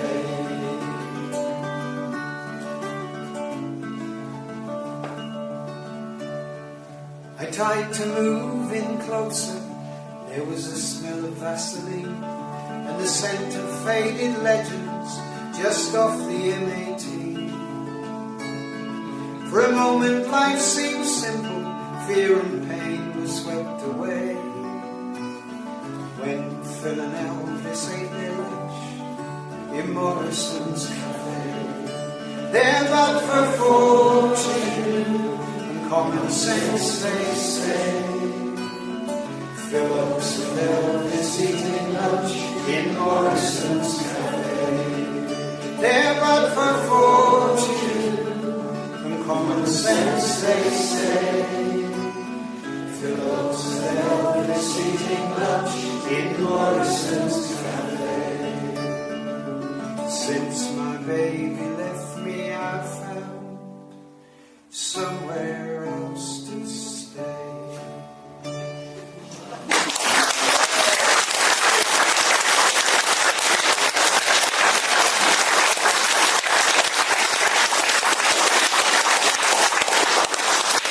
Thank you very much. Well, I'll have a go at a new song. This has a. So you're doing so well on the chorus. It's, you say, patronising. And it's sort of it's a kind of call and response type chorus. So I'll try to make it as unconfusing as I possibly can. So you sing. I will stay with you. I sing that. I will be with you. Da, da, da, da, da. I will hold you close. Da, da, da, da, da. I will be the soldier of your heart. That's right. I will stay with you. When you need a friend, I will be with you. Till the very end, I will hold you close. When the teardrops start, I will be the soldier of your heart. Lovely.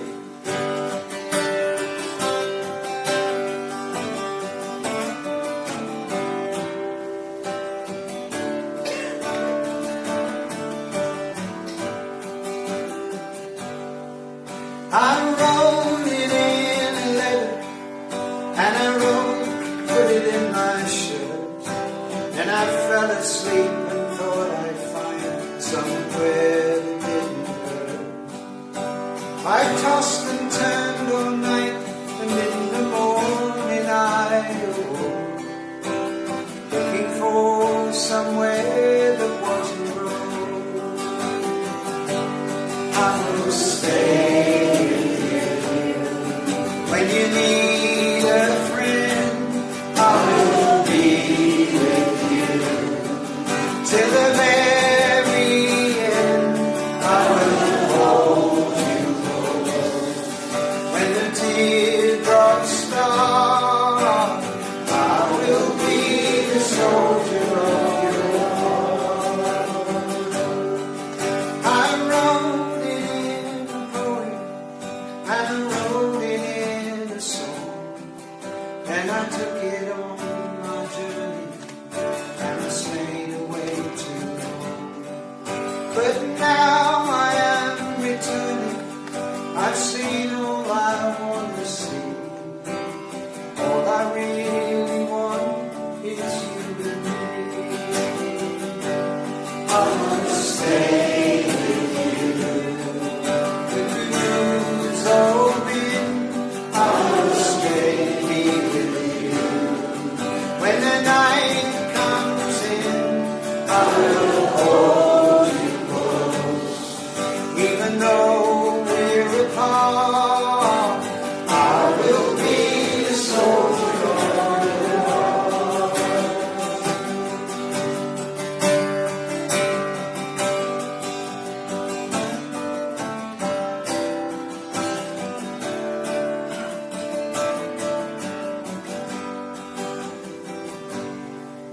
They say love is like the ocean, and love is like the sky, deep and never ending, without a reason why. I say love is in the open door that leads me back to you. Love is everything we still do. I will stay with you through the good and the bad. I will be with you when life gets sad. I will hold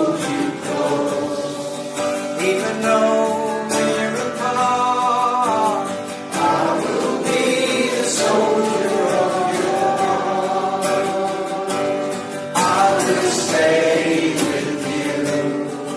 If you lose or win, I will be with you. When the night comes in, I will hold you close. Even though we're apart, I will be the soldier of your heart. I will be the soldier of your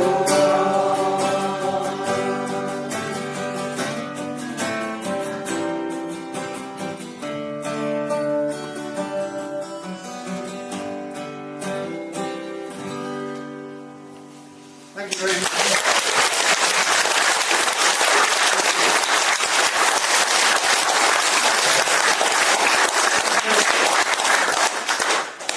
Okay, this song is a song about two literary heroes, writing heroes of mine, and the Welsh poet Dylan Thomas and the American songwriter Hank Williams.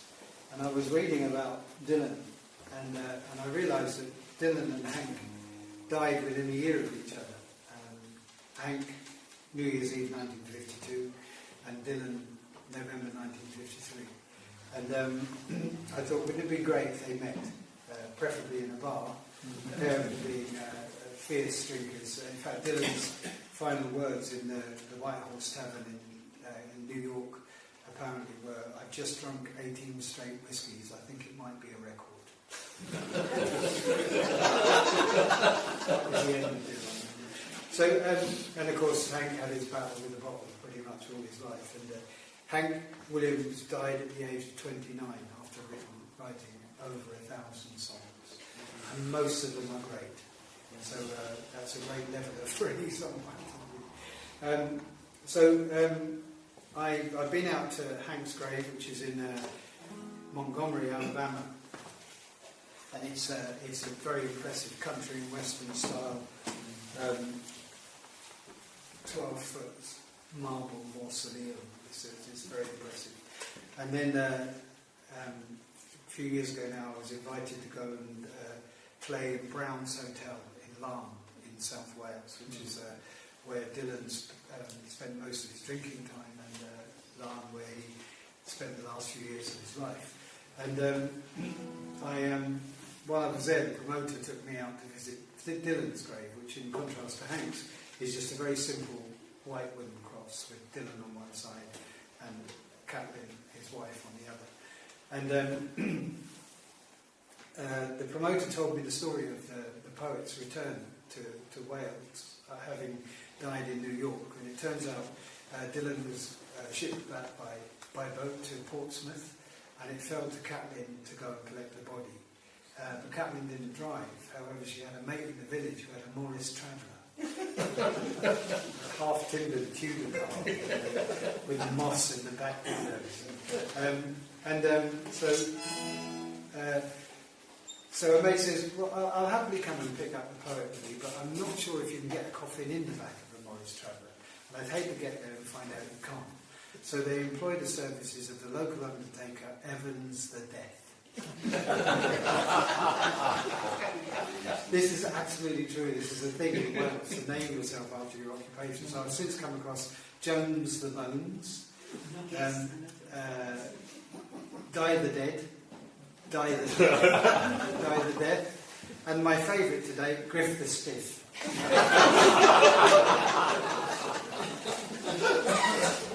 I hope he's the undertaker. So Evans, who prided himself on never having buried east of Carmarthen, shines up the old purse, and off they go down to Portsmouth to pick up the poet. And they get there, and they find that Dylan's been returned in an American coffin, which of course is considerably bigger than an English or Welsh one, and won't go in the back of Evans' hearse. So they take the handles off, that doesn't work, then they take the windows out, and finally they manage to cram the coffin into the hearse, and this is all absolutely true. And then Kathleen, overcome with grief, decides she needs to go on a 2-day pub crawl back to Wales. So off they set. Catelyn and her mate in the Morris Traveller. Heavens of death, wind blowing through his quiff, following closely behind. And they get a few miles in. This is pre-motorway, so of course there's a pub every 300 yards. You know, so they stop and they have a beer and a few tears and then a few more miles, and gradually inching their way towards Wales. And then after a while, Catelyn turns to her mate and she says, "I haven't seen Evans for a while." I said, "Well, don't worry, he's an undertaker, he's slow, but he'll get there." So they have another beer and a few more tears and a few more miles, and gradually inching their way. And then Catelyn turns to her mate once more and she says, "Look, I'm getting really worried, there's no sign of Evans." So they call the police. And the police call up Evans and they find him parked up just outside Exeter. I'm not sure what your geography is like here, but you have Portsmouth, Exeter, Wales. So when they ask Evans how he managed to go so far off course, he replies, "Bloody hell, man, nobody told me the country forked."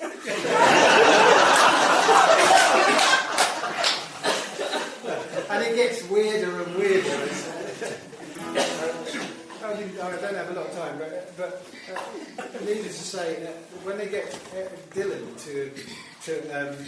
to his father's house, where he's going to lay in state or whatever you call it, the coffin won't go into the house. So they take the brickwork out, and if you go to Browns now and you look across the road, you can see Dylan's father's house, you can see this slightly strange brick configuration. And apparently they got it stuck, and he ended up with his head on the pavement. Shouldn't laugh, really. But there you go. Good poet history there. So this is called Leaving Alabama. It has a chorus which will be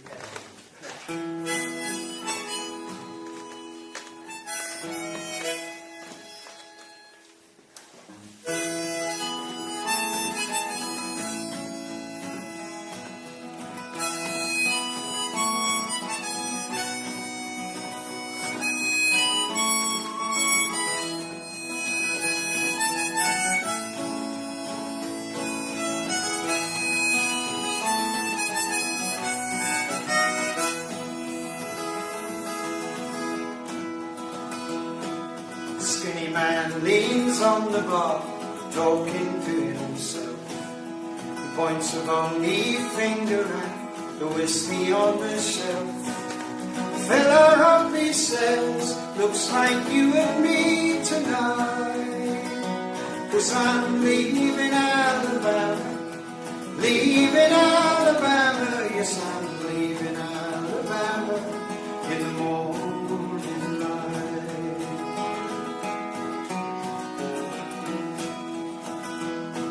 I recognize your face, the barman pours another dram. If you're that singer off the radio, the lovesick blues man.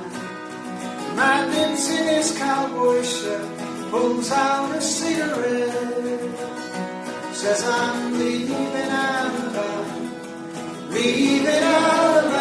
yes, I'm leaving Alabama, got so much to forget.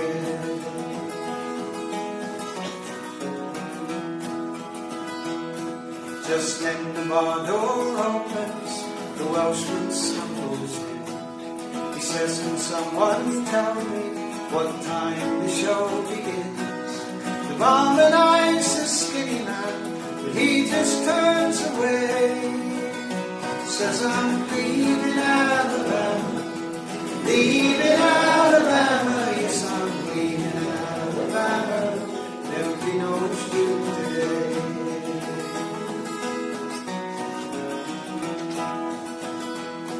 I'll settle for a whiskey then, the Welshman grabs a chair. If you're looking for salvation, you won't find it there.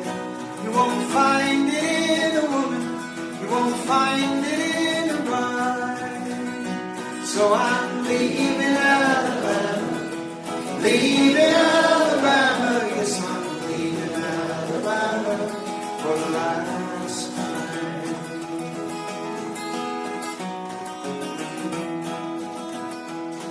Man says my name's Hank Williams, or Mr. Lovesick Blues.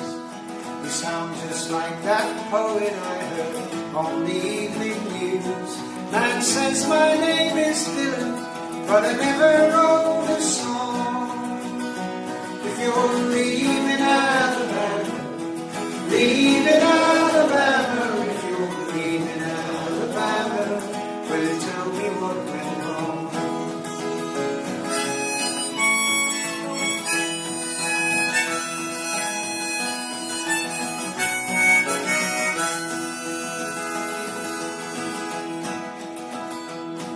Well, I must have wrote 1,000 songs, the skinny man replied, about whiskey garden women, and I never ever cried.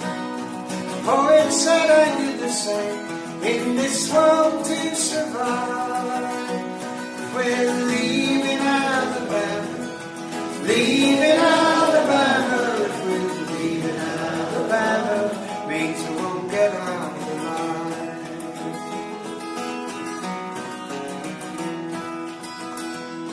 They talked and drank the whiskey, Dylan boasted 16 straight. Hank said you can do better, you won't have long to wait.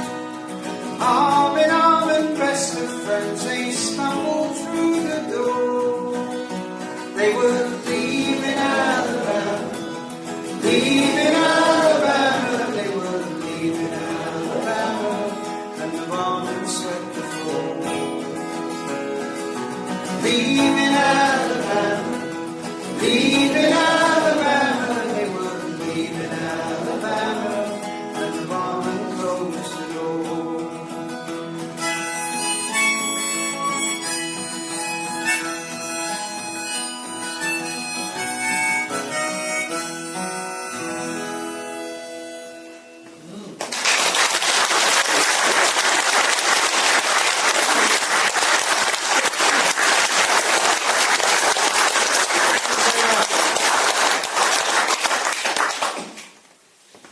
Thank you. So, well, I'm going to finish with this song, but you're going to have to pretend that I finished with the last song, because Dave tells me we're not doing encore. So this is my encore, so you can go, whoa!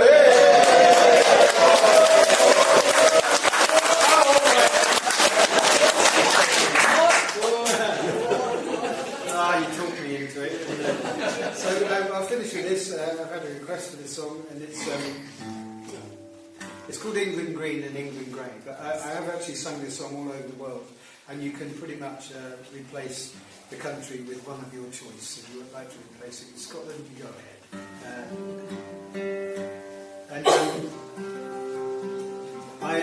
I played this song, I was doing a concert in Derbyshire, in the Derbyshire Dales, in a place called Alstonfield Village Hall, and a proper hardcore folk venue, a real wall-to-wall sandals and socks, you know what I mean? And all the way through the first set, after every song, this voice said, "This is England." It's kind of sinister and a bit dark, you know, and it got more demanding as the set went on. "This is England." And so I came to the break, and I'm over there at my CD stall selling CDs, and this very large man in a very dark suit. He's definitely not dressed for the folk club. He's got a dark suit, patent leather shoes, little dicky bow tie. He comes and stands next to me impatiently, sort of looms over me, and then his partner comes and joins him, and she's wearing an evening dress and heels, you know, definitely not dressed for the folk club. And they come and they stand there and they wait, and then a moment presents itself, and he leans across and he says, "Hello, Reg, mate, how you doing? My name's Bob." I said, "Hello, Bob. I'm all right, mate. How are you?" And he says, "I'm all right, Reg. You're going to be doing that song, 'This is England'?" I said, "Of course, Bob. I'll do that song for you, but I think you probably mean that song, 'England Green and England Grey'." I said, "Yeah, that's right. This is England."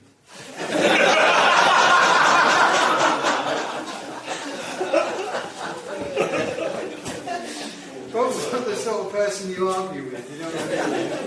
And so I said, "No, of course I'd do that for you, Bob, but if you don't mind me asking, what brings you to this palace of folkdom in the Dales? You know, you don't look dressed for the part. And he said, with some conspiration over his shoulder, and he says, well, Reg, I was going through the yellow pages looking for car registrations, and your name came up.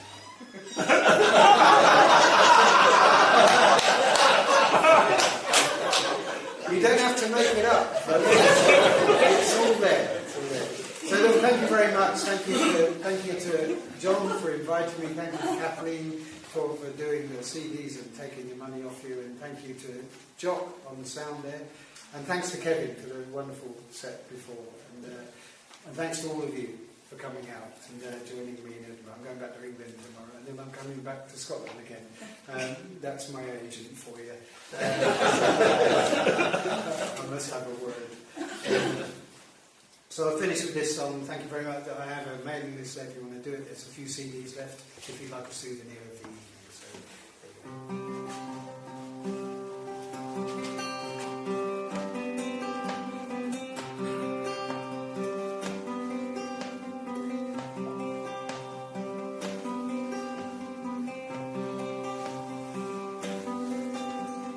England green and England grey, look out on a summer's day, to all things bright and fair and gay. To my home, my love, my England. I believe in dignity, rich or poor, we're all born free. Austerity and slavery, I thought they were behind us. I don't believe the BBC, anarchy or monarchy, or an empire built on piracy. By our history you'll find us. England green and England grey, look out on a summer's day, to all things bright and fair and gay. To my home, my love, my England. For years our women had no say, no right to work or equal pay. God help the crippled and the gay, the fragile flowers of England. Shut the factories, shut the mines, punish those fell on hard times, while they honour them who do the crimes, the greedy men of England. England green and England grey, look out on a summer's day, to all things bright and fair and gay. To my home, my love, my England.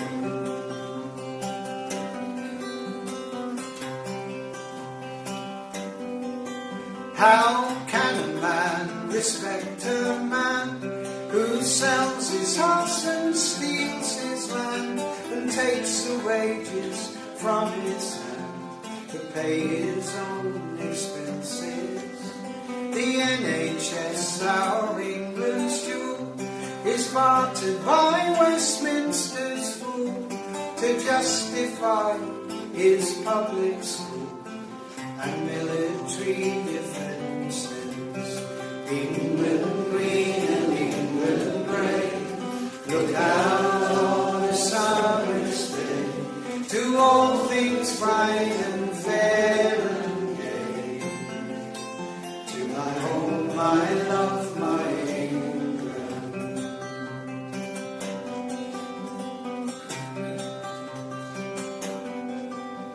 Sing the songs of old John Moore, Cecil Sharp and John and Paul. Come English folk, come one and all, to the sweet songs of our England.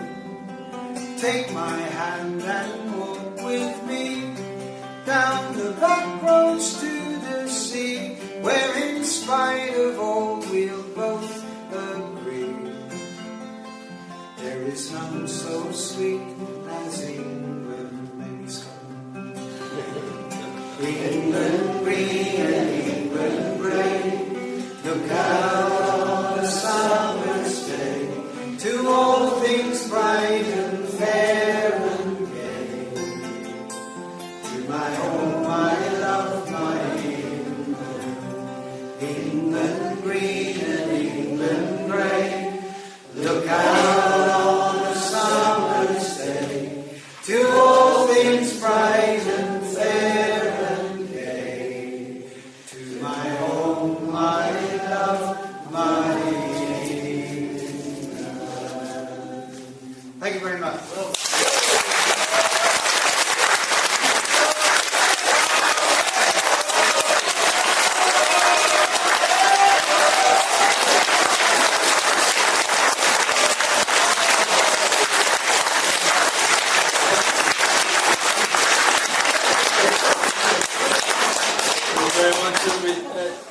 That is a song that we need right now, for sure, absolutely. So thanks again, Jock Brown on sound. Thanks again, Kevin.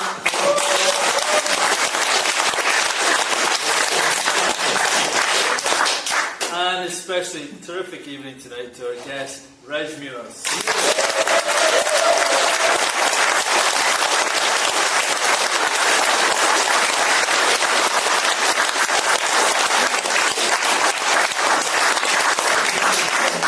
Next week we have Iona 5, and I hope to see you all for that. In the meantime, very good night to you all. Thank you.